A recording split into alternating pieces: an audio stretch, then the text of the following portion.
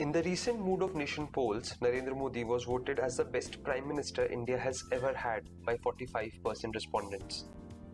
Amongst 14 Prime Ministers, including greats like Nehru and Vajpayee, Mr. Modi was voted as the best by nearly half the country. In second place came Indira Gandhi with only 12% votes. Essentially, no one comes close to Mr. Modi's fame as a Prime Minister. When compared to the current lot of alternatives, the picture is even starker. Mr. Modi is preferred as a Prime Minister by 66%, 2 out of 3 people. Rahul Gandhi is second at only 8%.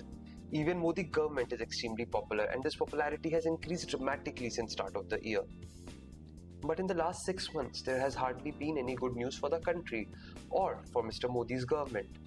So what is happening? This popularity is clearly a result of Ram Mandir Bhumi Pujan, which reaffirmed Narendra Modi as a Hindutva hero. Here are 5 key marketing lessons that we can learn by decoding Mr. Modi's resurgence. The first lesson every businessman should learn from Mr. Modi is to obsess about your brand's core consumers and your brand's core promise to these consumers. Do not get distracted by what your competitors are saying. Do not worry about reasons people can leave you. Instead, stick to what made you famous in the first place. Look at the case of Mr. Modi. Forget CAA and RC protests that rocked the country at the end of last year. Forget the rising death toll due to coronavirus. Forget India's inability to push back China on the border. And forget that the country is in the midst of the worst economic recession in last 3 decades.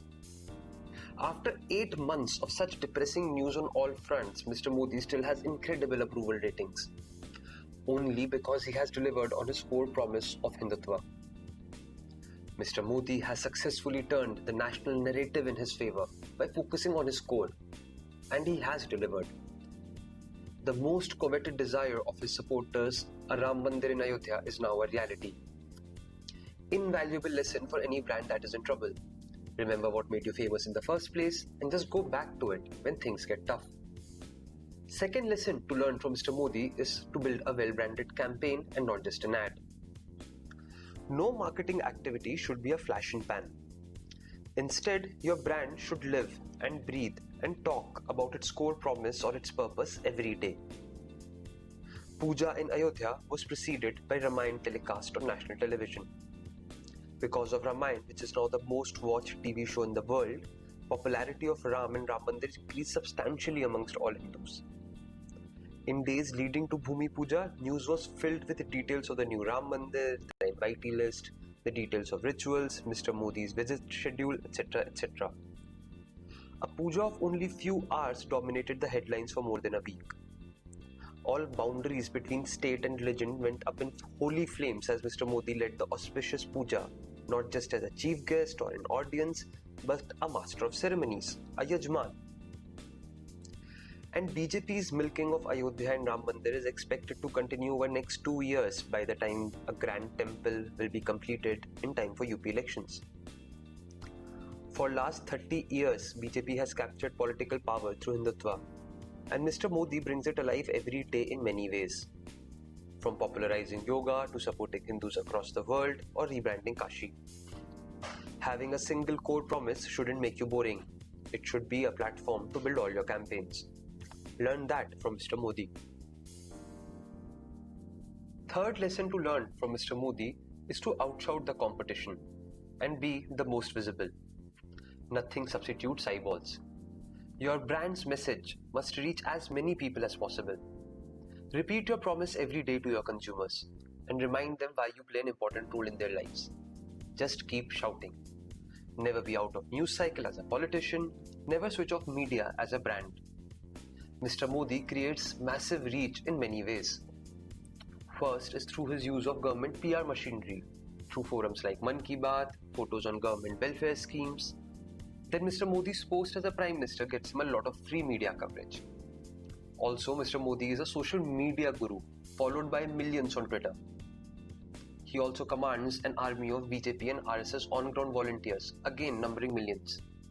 And to top it all, there are many reports of how BJP controls most of the media houses in the country. Incessant use of this massive media machinery ensures Mr. Modi gets very high visibility on the message of his choosing. Big brands also get this advantage as they get economies of scale in media. Intimidating at first, this advantage of scale can make big brands or politicians seem infallible. What to do if you're a competitor brand or politician? Given you have less media, ensure that your message is even sharper. Pick up a problem that matters to consumers, different from your competitor's strength but equally relevant, and then create a movement around it. Talk to a core audience and then make this audience bigger. Mamta did it with single movement. AAP did it with focus on Delhi statehood and local governance. Maybe another political party tomorrow can do it with focus on urban migrants. But this is not the right time to challenge Mr. Modi on Hindutva, as it will only make him stronger. Fourth lesson from Mr. Modi is on what not to do. A brand should avoid going off script or having too many messages. Mr. Modi does not give free press conferences where journalists might ask him uncomfortable questions. Bad news on economy or pandemic is delivered by others in the government. Mr. Modi is never shown to be weak or compromising or failing. For a successful brand, imagery must always be impeccable. Each ad must be made with care. Either have something good to say or be silent. A brand's promise should not change again and again. Always control the message, as too many different messages confuse consumers and voters. Look at how Rahul Gandhi confuses voters when he picks up a new issue every fortnight. Rahul Gandhi has failed to identify his score. The fifth and most important lesson is to remember that a brand is different from a product. Products are for everyday use, while brands are ideas and stories, glorified and exaggerated. Even if the product is an ordinary one, ensure your brand must be considered extraordinary. Glorify your brand, worship it. People are naturally trusting, so they will believe a good story. You might be selling an affordable soap, still show it's a favorite of a film star. Don't just sell a bottle of water, but sell aspirations and trust. Mr. Modi is famous not just for Hindutva, but for a lot of other great qualities that are clearly exaggerated. He is considered a man of humble means, while he is always impeccably dressed.